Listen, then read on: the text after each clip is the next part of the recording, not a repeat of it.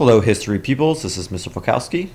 You have the great joy today of listening to my harmonious and melodious voice. And today I'm just going to go through the Enlightenment period. Now, as we go through this, the first few slides you're going to notice, but as we get into new Enlightenment thinkers, please be sure to jot these down in your notes, as on Monday we'll go through these really quickly, so I expect you to already have these in your notebook. So as we've been talking about, the Enlightenment is when reason and logic are basically trumping everything. So as a general overview, again, what we discussed on Wednesday, that the Enlightenment takes place between the 17 and 1800s. It's where we are rejecting these religious and social and political ideas in favor of reason. So think of divine right, where the monarch is supposedly put there on the throne by God. Well, that idea is going to be debunked by a number of people in this movement, known as philosophers. But we'll get to that in a later slide. But think about how the Enlightenment is in many ways an evolution of political thought. Think about the Renaissance, right? 1500s, where we're focusing on secularism, we're focusing on the human aspects of people, and then how we transition to the scientific revolution in the 1600s, right? We're debunking superstitions, we're using reason. Great. Galileo gets on house arrest because the church is in an uproar over things. Fantastic. Now we're in the Enlightenment, where we're going to be affecting mass amounts of people. We're going to be generating new ideas, specifically what rights people have.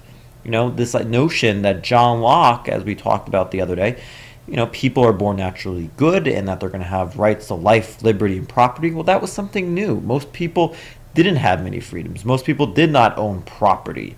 So all these great ideas and rights that we take for granted today, because we've had them for a couple hundred years for some demographics, are going to basically evolve from this Enlightenment period.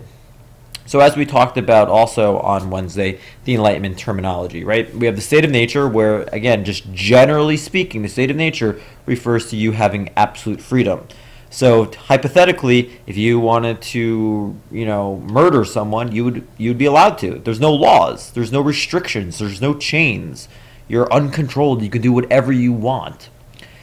We also have what's called a social contract. That is a term. Those are terms between a citizen and his or her government. So when we begin to talk about a contract, right, think about laws. If you agree to be peaceful in the United States, and if you don't, let's say you murder someone, well, you violated the contract and there are penalties, so you're going to go to jail. And the people who come up with these different ideas about what is the state of nature and what is the social contract, these are French thinkers known as philosophers, not philosophes, philosophers. So French thinkers who were responsible for many Enlightenment ideas. So we're going to be looking at them today. The first one, as we talked about, again, just a brief recap, Thomas Hobbes, state of nature. People are essentially terrible. That given absolute freedom, they will act for selfish reasons.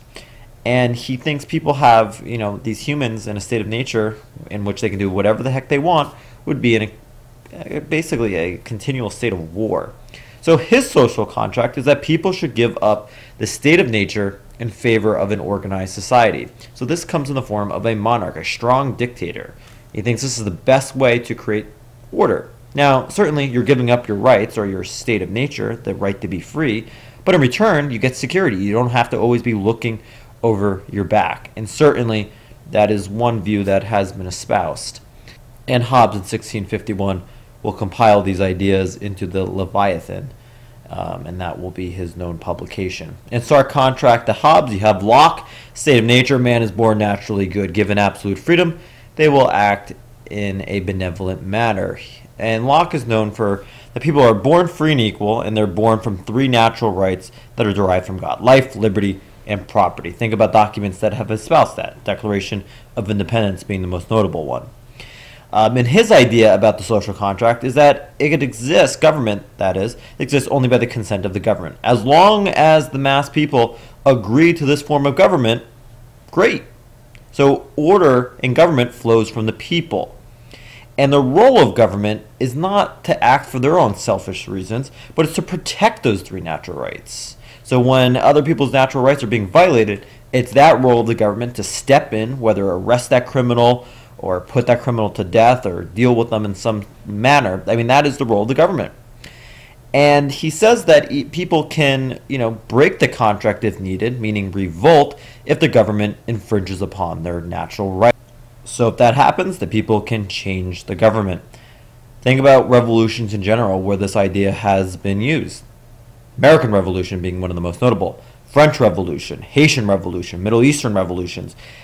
Any revolution basically starts with this idea that if their rights are being violated, they have the right to revolt. We see that happening even in Syria today. Okay, so Enlightenment Day 2, when reason and logic are trumping basically everything. So we're going to look at how each philosoph that we're talking about has influence in some type of way. Sorry, that was a text message, because Mr. Fokowski is very popular. But how each philosoph ideas have influenced the structure and laws of the United States today. One of my favorite, Montesquieu, he believed in the power of, or the separation of powers, the idea of three branches and having checks on those three branches. And think about where that is a huge influence. Think about the United States, right? You have the legislative branch, you have the judicial branch, and you have the executive branch. Undoubtedly a major influence on the U.S. Constitution. So if you look at this little diagram here, it shows how the three branches are really important. So, right, you have the executive branch who can provide checks on the judicial branch by appointing judges, but at the same time, the judicial branch can declare executive actions by the president unconstitutional, and then you have the checks that the judicial branch can do in the legislative branch and vice versa, and through the executive and legislative branch, right? It ensures that no one branch becomes too powerful, that you can't have a dictator in the White House. So again, these are important checks and balances that Montesquieu is advocating for, and undoubtedly a major, major influence on how our government and many, many other governments operate in the world today. Rousseau is another major philosoph.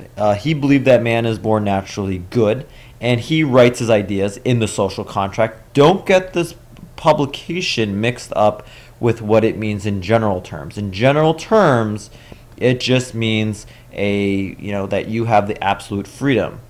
But when we refer to Rousseau, we're talking about specifically his publication. But one of the most famous quotes that he has is, "Man is born free, but everywhere is in chains." Think about how that might be true. What are these chains? I'm not going to actually reveal it to you. I want to see if you can figure it out. But that will come later on another reading that you have following this. But ultimately, he believes people are the source of government powers. He believes in a direct democracy. It's sort of akin to Locke in a way. And he also believes in this concept known as the general will, that people give up some of their freedom in favor of the common good. Think of an election, how the general will, it's basically majority rules, that if the majority of people vote for Barack Obama, then who should become the president? Barack Obama, because that's what the majority or the general will wants. So it's very much democratic in nature as well. Another famous Enlightenment thinker, Voltaire, certainly a staunch supporter of individual liberties, in particular that being the freedom of religion and press. You can put press with speech as well. One of his more famous quotes is, "I disapprove, or I may disapprove of what you say, but I will defend to the death your right to say it." And certainly the freedom of speech is, and essentially the freedom of press, they're very much related, are somewhat controversial liberties because people push it to an extent. So for example, if you followed, there was I forget the name of the Westboro Baptist Church, they say horrible things on their signs, and just atrocious. Should they have the right to say it? Well, constitutionally, yeah, they have that right. I mean, there are very few limits on speech, but certainly Westboro Baptist has pushed those limits. Even if you disapprove of it, do they have that right? And no matter how vile that may be. So again, Voltaire being one of the earliest ones about religion and press and speech. One reason why he does advocate for the freedom of religion is because he's in Europe at this point, and he's seeing how many wars are being fought between Protestants and Catholics, and how religion always seems to be a cause of whatever war is going on. I mean, wars are constantly going on between Napoleon and Britain and vice versa. I mean, it just almost seems endless that there's no religious tolerance, that you always have some political figure trying to dominate another. So he believes that these are essential rights.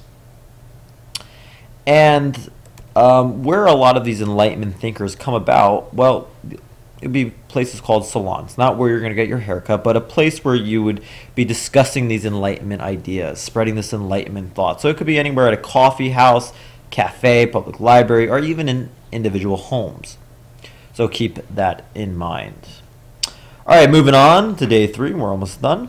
So we're going to look at to what extent did women participate in the age of the Enlightenment, and what are the characteristics of a laissez-faire society. So Mary Wollstonecraft, probably one of the only notable female figures in the Enlightenment. There were a few other minor women as well, but Mary Wollstonecraft is one of the more notable ones. And she writes her ideas in the Vindication of the Rights of Woman. Most philosophers, despite the fact that they are supposed to be these enlightened people, see women as being inferiors. They do not think they have great intellectual thought. So if think about what a woman's role would be at a salon. Why would a woman be there? It's not to participate in this enlightenment and in intellectual conversation. No, it's to serve the hors d'oeuvres. As terrible as that sounds, that was the role. And Mr. Vokowski's still very popular with the text messages. Sorry about that. But ultimately, she wants women to have a greater role in politics, education, and society. Certainly, she is many, many years, I mean, you could say even centuries ahead of her times by advocating that women should have a greater role in society, that they should be not so much confined to the house, to domestic chores or just childbearing and child raising, that they should actually have a role in society. So certainly that's not something you have many people espousing at this time, so she's very much ahead of her times. And she is very much considered, to many people, one of the earliest feminists. Another Enlightenment thinker that comes about, but this is more in terms of economics, Adam Smith. He is known as the father of capitalism. I think we have a capitalistic society today. Now, when you deal with financial thought and economic thought, you call them physiocrats. That's this word right here, physiocrats. It's a group that was against government's control of the economy. So a government that's in charge of every little aspect. Physiocrats, such as Adam Smith, are against it. Adam Smith is about capitalism, having prices being determined by supply and demand, having no tariffs, having fewer taxes. And he writes this in his famous publication, The Wealth of Nations. And this goes along with the idea of a laissez-faire, that leave it alone, hands off. That's what it literally translates to. So according to Smith, the government should protect from invasion, should defend individuals, maintain roads and canals. So he's not saying that, government shouldn't have any role in the economy, but it should be very limited. And then as our last slide, to what extent did Enlightenment thought reach monarchs? Well, there were some monarchs who embraced this new idea, and there were some called enlightened despots. Think about a despot. A despot is a tyrant. It almost seems enlightened and despot seem contradictory. But in reality, Catherine the Great, being one of the more famous ones, along with Frederick the Great of Prussia, will use some of these Enlightenment ideas. They will outlaw torture. They will even allow for some extent of freedom of religion. But at the end of the day, they are still the monarchs. But it is interesting how, to some extent, it does reach the people in charge. And we're going to see how these ideas, at this point, these are just little ideas in their infancy, are going to be used to create significant change in the world. And they still are. I mean, think about all the people in the world who lack basic freedoms that you and I take for granted every day. And it's only a matter of time before these Enlightenment thoughts reach these people and we see them placed into action and put into action in the form of revolutions. Okay, so hopefully after this 14-minute, 30-second lecture, you are enlightened yourself, and that will conclude the Enlightenment discussion and overview. Thank you very much.